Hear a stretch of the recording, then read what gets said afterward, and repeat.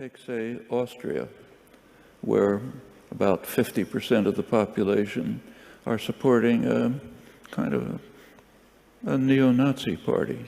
Austria, one has some memories of Austria. Or take Germany, where a right-wing ultranationalist party is now not winning, but coming in local elections ahead of Merkel's party, okay? I'm old enough to remember listening to Hitler's speeches over the radio.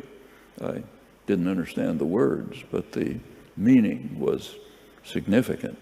Actually, the first article I wrote was in February 1939, and it was about Barcelona. It was about the fall of Barcelona to fascist forces.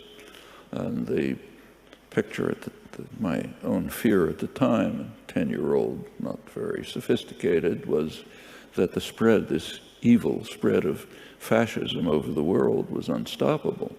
What do we hear now in Europe? Echoes of the same thing. That's pretty serious. I'm not suggesting that we're on the verge of a return to Nazism, but it's pretty serious. Now let's go back to the United States. It's also serious, though not at this level.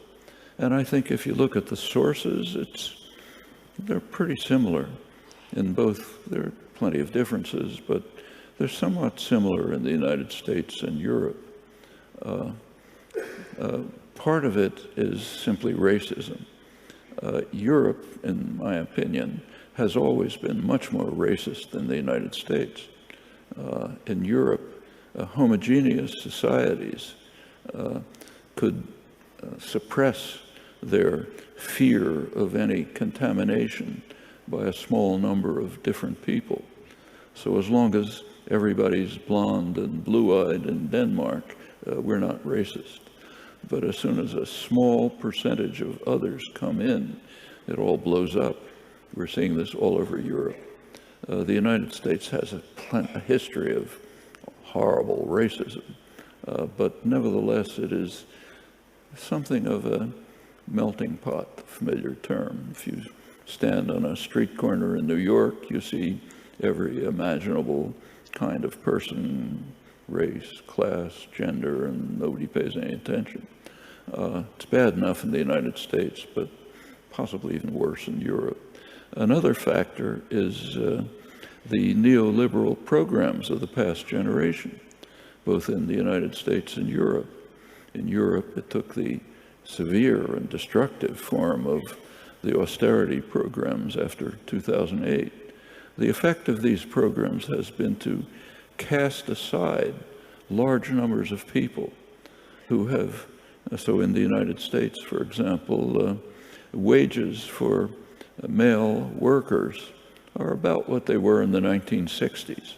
Meanwhile, benefits have declined, hope for the future has declined, they see themselves ignored, suppressed, similar phenomena in Europe, and one result has been contempt for institutions, political institutions, financial institutions, almost all of them, and the collapse of centrist political parties striking in Europe, and the Trump phenomenon, and indeed the Sanders phenomenon are a more promising case, are signs of the same thing in the United States.